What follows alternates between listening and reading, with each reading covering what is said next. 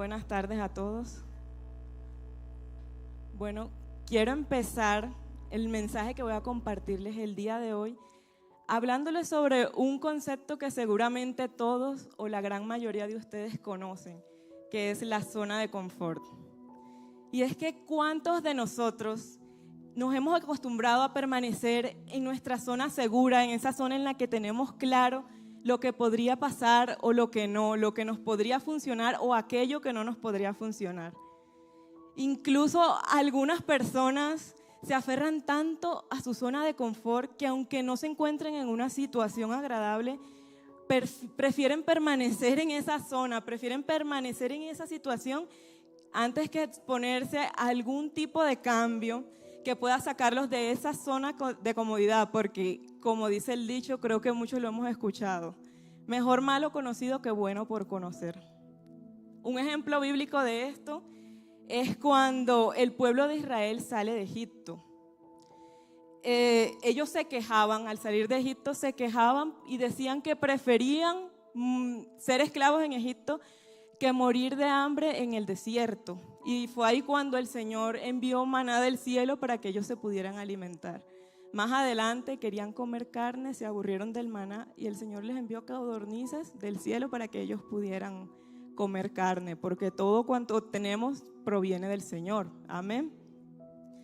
Si alguna vez tú te has encontrado en esta situación en la que tú te sientes cómodo y puede que tú te resistas a avanzar, debes identificar si te encuentras en tu zona de confort, si estás actuando conforme a la voluntad del Señor para tu vida. Y puede ser que una de las razones por las que nos cueste salir de esa zona de confort es porque a veces le tememos mucho a los cambios, le tememos a lo desconocido, le tememos a algo que no sabemos, a la incertidumbre. Algunas personas piensan cosas como: estoy cambiando lo seguro por lo incierto, por ejemplo, porque generalmente los cambios traen consigo incertidumbre, cosas que no conocemos, pero no hay espacio para la duda cuando nuestra confianza está puesta en el Señor, en el Creador de los cielos y de la tierra. Amén. Y aunque hemos escuchado nombrar muchas veces la zona de confort, ¿de dónde creen ustedes que salió esa idea o ese término? Ni idea. Bueno, ese concepto nació como parte de una investigación en la que se descubrió que un estado de comodidad da lugar a un rendimiento regular. ¿No les sorprende o no les sorprende? No, cierto. En ese estudio ellos descubrieron que un estado de comodidad, el rendimiento aumenta cuando nosotros nos sometemos a un estado de incomodidad. Y ellos, para demostrar esto, hicieron un experimento o un estudio en el que sometieron unos ratones a una leve carga eléctrica, a leves descargas eléctricas, y para sorpresa de ellos se dieron cuenta que los ratones, cuando eran sometidos a esas descargas eléctricas, se sentían más motivados a completar el laberinto en el cual estaban ubicados. Sorprendente. Sin embargo, cuando las descargas eran muchísimo más y más altas, sucedía lo contrario. Los ratones ya no salían a completar el laberinto, sino que ellos se escondían. Se escondían porque se sentían demasiado presionados o demasiado estresados. Y así fue como los científicos demostraron que con un nivel óptimo de incomodidad hay lugar a un mayor rendimiento. Pero cuando se excede, se genera completamente el efecto contrario.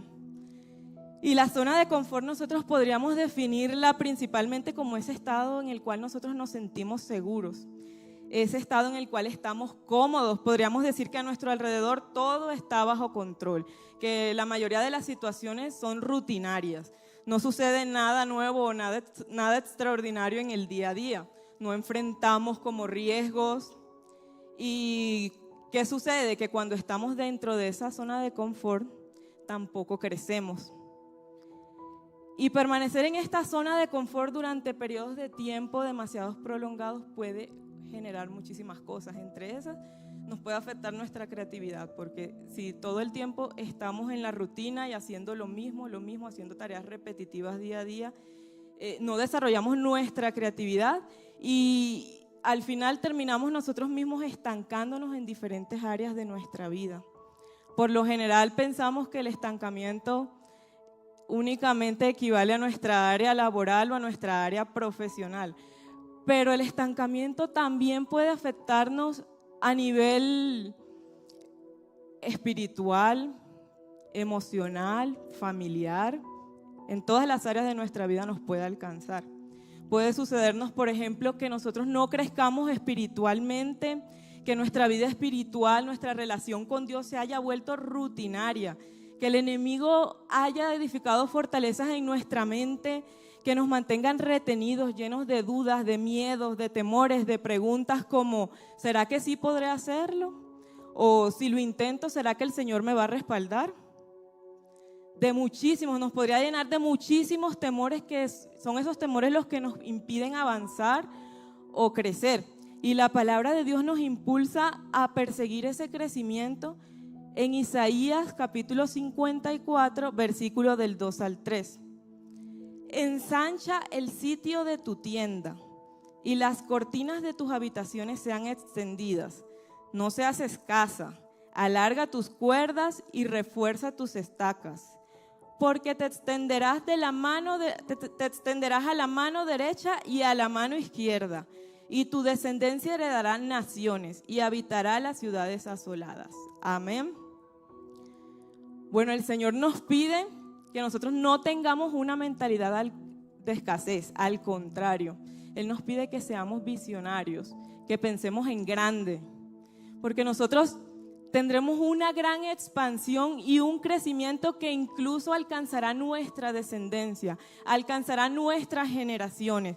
Pero el Señor también nos llama a desafiarnos, a salir de cualquier estado de pasividad y también a creer y a caminar sobre cada una de las promesas que Él nos ha dado, sobre cada una de esas promesas que Él nos ha entregado.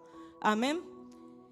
Esto implica ser buenos administradores de aquello que Él nos ha dado a cada uno de nosotros. Y no hablo únicamente de posesiones materiales, sino de todas las capacidades que nos ha dado, de los dones y de los talentos con los que nos ha dotado a cada uno de nosotros.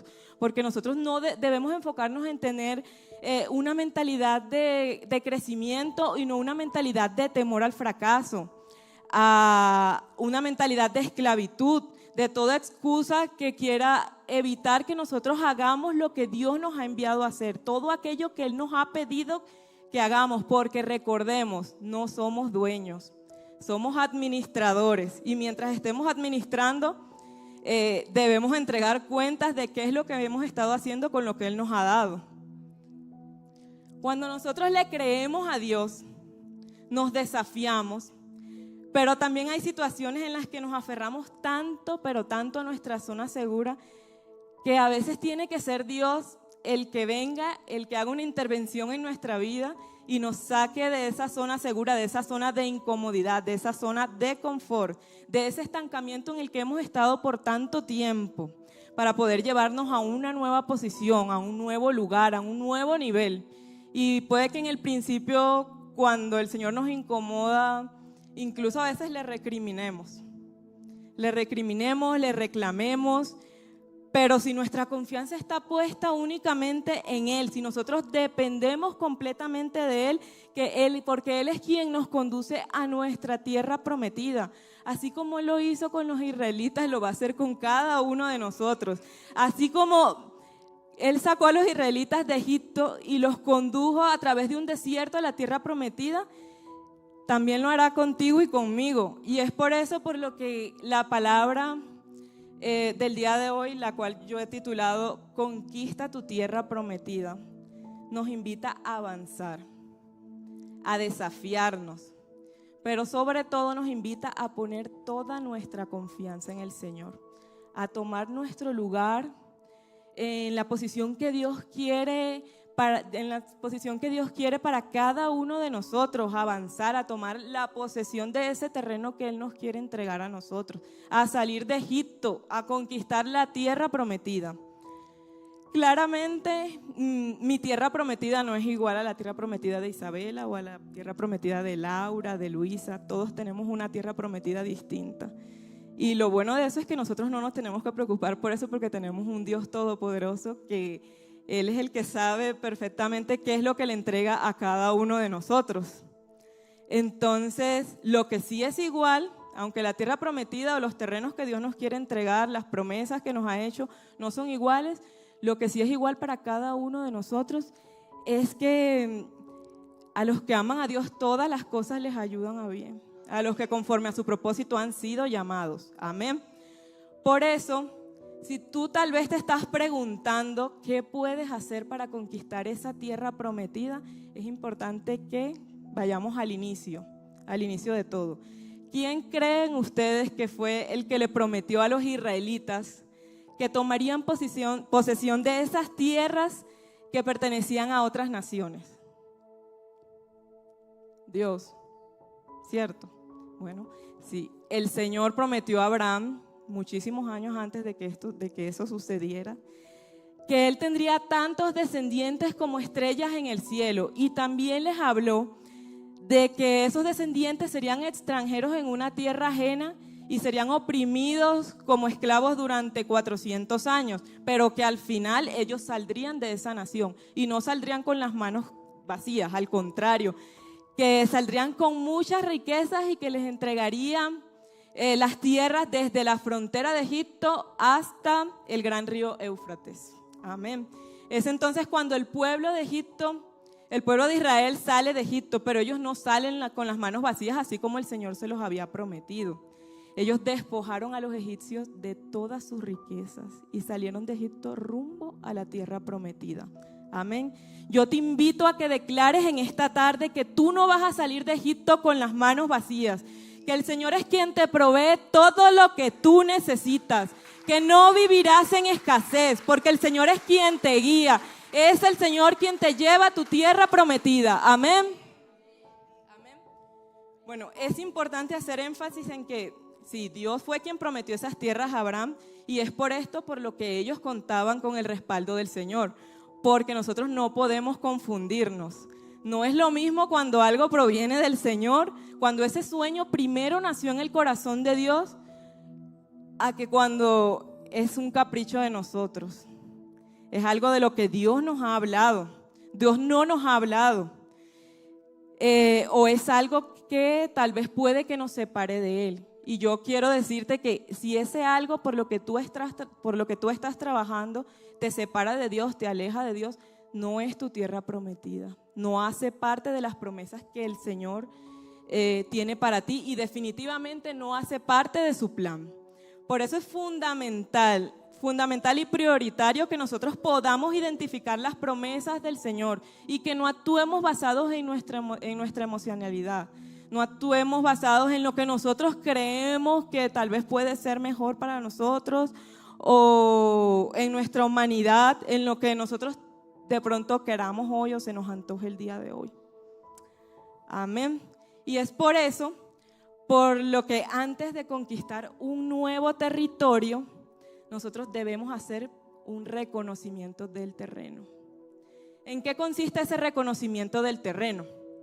Eso lo podríamos definir como una inspección inicial. Sería algo como un estudio previo que nosotros hacemos sobre un terreno con el objeto de determinar tal vez qué podríamos edificar en ese terreno. Puede ser una casa o un edificio de 11 pisos. O por ejemplo, tal vez cuando estamos en el plan de mudarnos, nosotros también hacemos un reconocimiento del terreno. Nosotros inspeccionamos la zona en la que nos vamos a mudar, qué se encuentra ubicado alrededor de esa casa, alrededor de ese apartamento, qué tan cerca está el trabajo, qué tan cerca está la universidad, qué tan cerca está la iglesia, qué tan cerca está algún supermercado.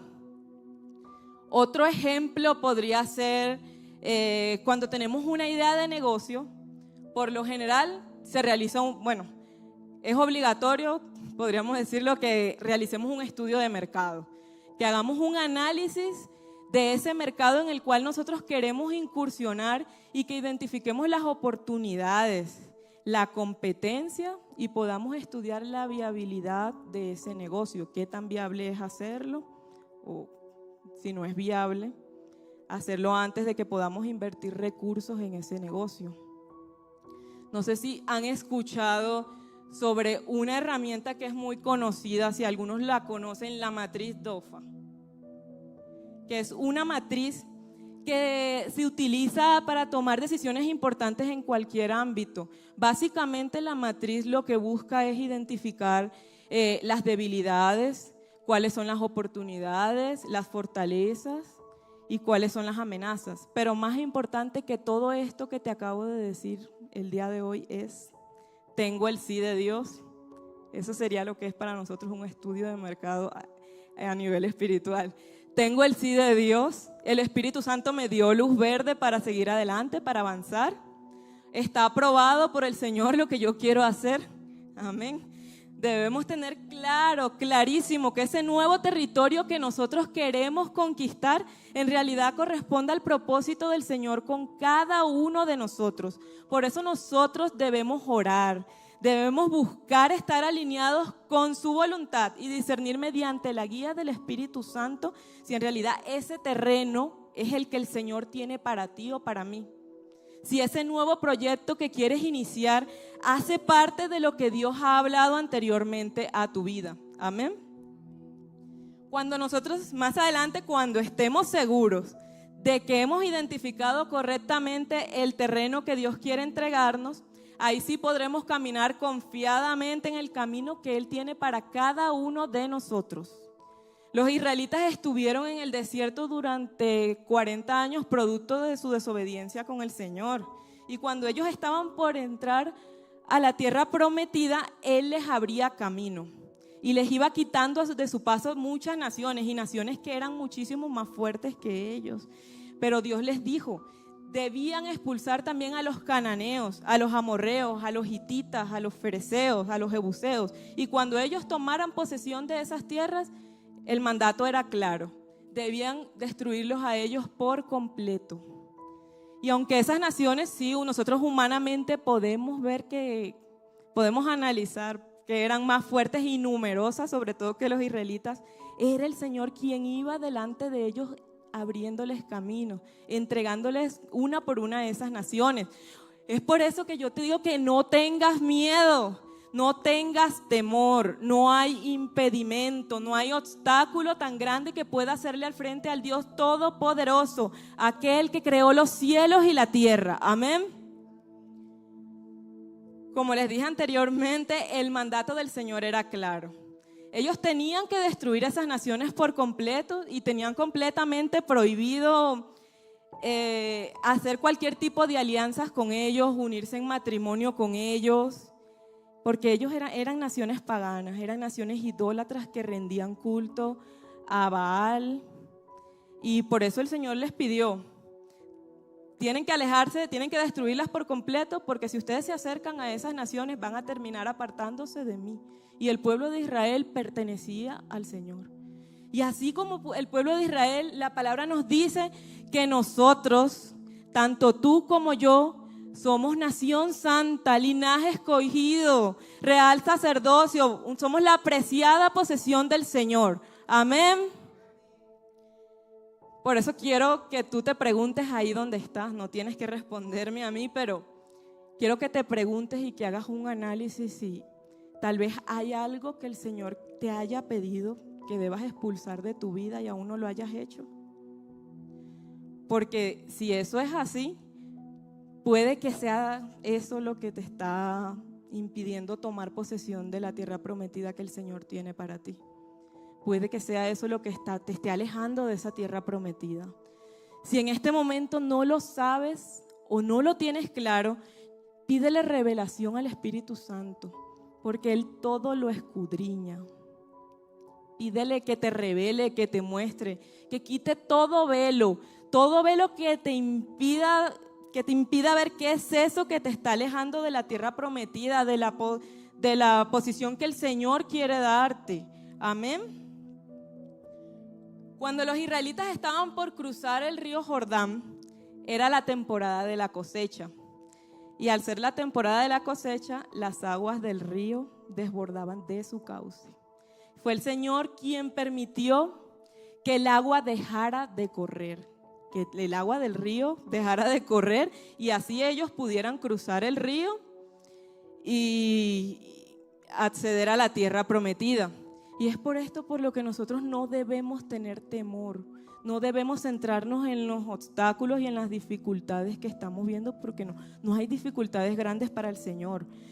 Nosotros debemos seguir nuestro camino, debemos seguir el camino que el Señor tiene para nosotros, porque Él es quien le está haciendo frente, Él es quien está despejando todo obstáculo, todo camino. Y así como el Señor le dijo a Josué en Josué capítulo 1, versículo 9, mi mandato es: sé fuerte y valiente, no tengas miedo ni te desanimes, porque el Señor tu Dios está contigo donde quiera que vayas. Amén.